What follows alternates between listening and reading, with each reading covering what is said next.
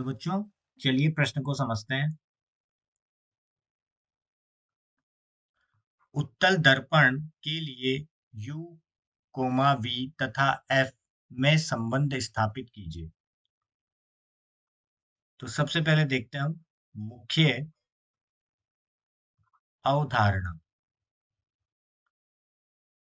तो मुख्य अवधारणा में हम बात करेंगे सबसे पहले कि हमें क्या दिया हुआ है। हमें बात करेंगे उत्तल दर्पण की। उत्तल दर्पण जिसका बाह्य भाग, गोलीय दर्पण का बाह्य भाग क्या होता है? परावर्तित होता है। ठीक है। अगर यहाँ पर कोई वस्तु रखी है, एक कोई वस्तु रखी है, तो वस्तु की जो दूरी होती है किससे? ध्रुव से, उसे हम कहते हैं, उसे हम यू से प्रदर्शित करते हैं। और यहाँ पर मान लेते हैं कि ये वस्तु का क्या बन रहा है? प्रतिबिंब बन रहा है। ये जो प्रतिबिंब है उसे हम वी से प्रदर्शित करते हैं। ठीक है। यहाँ कहीं पे अगर इसका फोकस है तो फोकस से जो ध्रुव की दूरी होती है उसे फोकस दूरी कहते हैं। और यहाँ पर अगर उसका वक्ता केंद्र है तो वक्ता केंद्र की जो ध्रुव से दूरी होती है उससे आर से प्रदर्शित करते हैं। तो पहली अवधारणा तो ये होगी। दूसरी अवधारणा में अगर हम बात करें तो अगर हम उत्तल दर्पण पर किसी वस्तु के प्रतिबिंब की बात करें तो उत्तल दर्पण क्या करता है? किसी भी किरणों को क्या करता है? फैला देता है। और अगर पीछे की तरफ मिलाएंगे तो वो फोकस पर मिलेगी, फोकस बिंदु पर मिलती है।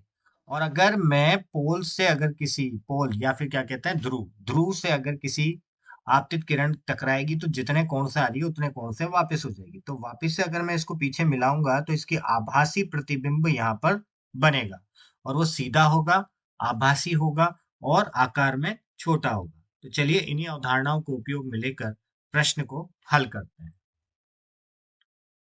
हल। तो सबसे पहले हम बात करते हैं उत्तल दर्पण की। तो ये हो गया हमारा उत्तल दर्पण। ठीक है।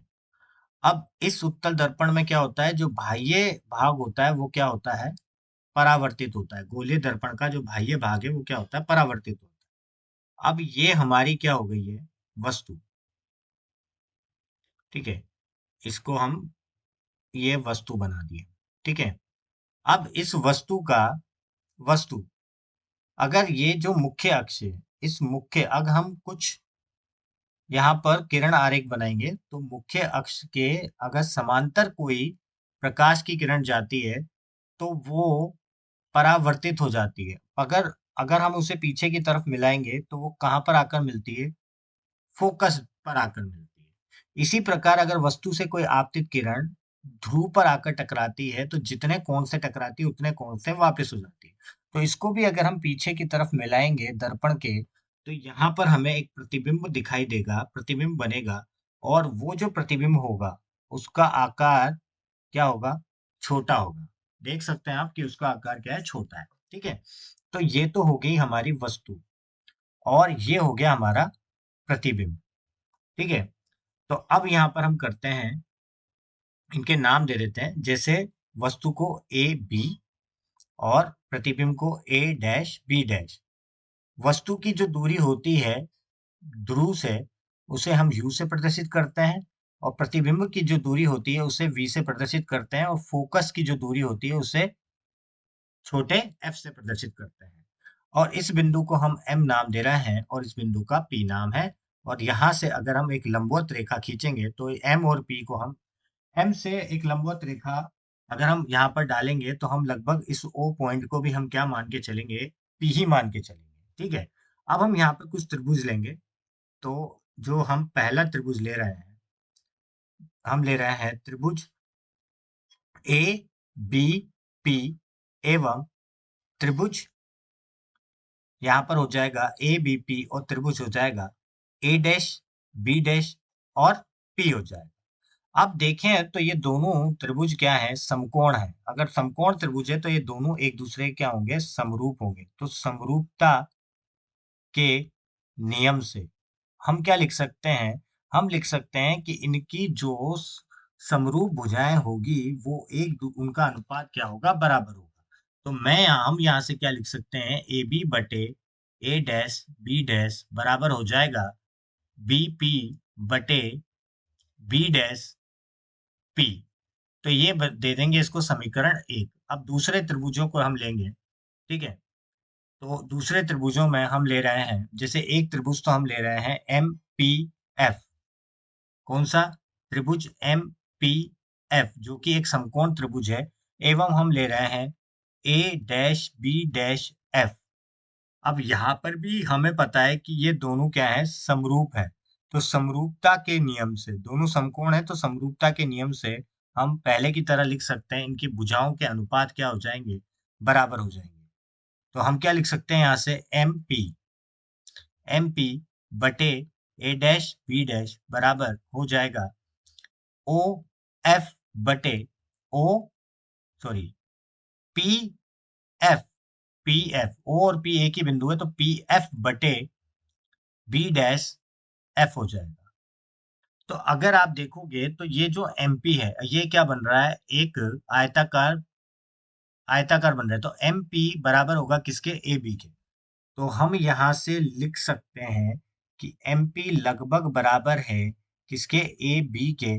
तो हमारा जो अनुपात बनेगा वो ए बी बटे ए डैश बी डैश बराबर पी एफ बटे बी डैश एफ हो जाएगा। इसको समीकरण देते देंगे तो देखेंगे कि इन दोनों समीकरण में एक भाग पूरा बराबर हो रहा है। तो समीकरण प्रथम और द्वितीय से हम क्या लिख सकते हैं, हम लिख सकते हैं बी पी बटे बी डैश एफ बराबर पी एफ बटे पी एफ होगा यहाँ पर पी एफ बटे बी डैश एफ। अब हम चिन्हों की बात करते हैं और ये बात करते हैं कि ये देख है क्या। देखो बी पी यहाँ पर क्या है, यू है। और अगर हम चिन्ह की बात करें तो हम आपतित किरण के विपरीत ओर जा रहे हैं, क्योंकि सारी जो दिशा, सारी जो दूरियां हैं वो अगर हमें नापनी हो तो हमें कहाँ जाना पड़ेगा, ध्रुव से विपरीत दिशा में जाना पड़ेगा। तो ध्रुव से आपतित किरण की विपरीत दिशा में जाते हैं तो ऋणात्मक का चिन्ह का उपयोग करते हैं, और इसी दिशा में जाते हैं तो धनात्मक चिन्ह का उपयोग करते हैं। तो यहाँ से क्या आ जाएगा, ऋणात्मक u आ जाएगा, ठीक है। इसी प्रकार अगर b डैश p की बात करें तो वो क्या बनेगा, b डैश p क्या बनेगा, v बनेगा। और v क्या होगा, धनात्मक होगा, क्योंकि आपतित किरण की तरफ ही जा रहे हैं। पी एफ की बात करें, देखिए पी एफ तो वापिस से हम आपतित किरण जिधर जा रही है उसी तरफ जा रहे हैं। तो ये भी क्या हो जाएगा, धनात्मक आ जाएगा। और क्या आ जाएगा, ये एफ आ जाएगा, तो धनात्मक एफ हो जाएगा। और बी डैश एफ की बात करें तो बी डैश एफ को हम क्या लिख सकते हैं, देखिए बी डैश एफ को हम क्या लिख सकते हैं, पी एफ ऋण पी बी डैश। क्या लिख सकते हैं, बी, सॉरी, पी एफ ऋण पी बी डैश, ठीक है। तो पी एफ क्या हो जाएगा यहाँ पर, पी एफ हो जाएगा एफ ऋण पी बी डैश क्या हो जाएगा यहाँ पर, वी हो जाएगा। तो लिख सकते हैं। अब इन सबको यहाँ पर हम रख देंगे इस समीकरण में। तो ये u हो गया, ये u हो गया, ये v हो गया, ये बराबर में क्या हो गया, पी एफ एफ हो गया, ये क्या हो गया, f माइनस v हो गया। अब इसको इधर गुणा कर देंगे तो यू एफ धन यू वी बराबर वी एफ। अब दोनों तरफ वी यू एफ से भाग भाग देने पर तो देखिए यहाँ पर u और f आ रहा है, मतलब यहाँ पर क्या बचेगा, v बचेगा। यहाँ पर u और v आ रहा है तो यहाँ पर क्या बचेगा, f बचेगा। यहाँ पर v और f आ रहा है तो मतलब यहाँ पर क्या बचेगा, u बचेगा। तो 1/f बराबर क्या हो जाएगा, 1/v धन 1/u हो जाएगा। और ये संबंध निकल गया है उत्तल दर्पण के लिए UVF में। तो मुख्य अवधारणा से हमने यहाँ पर सिद्ध कर लिया है। तो मैं आशा करता हूँ आपको समझ आया होगा। धन्यवाद।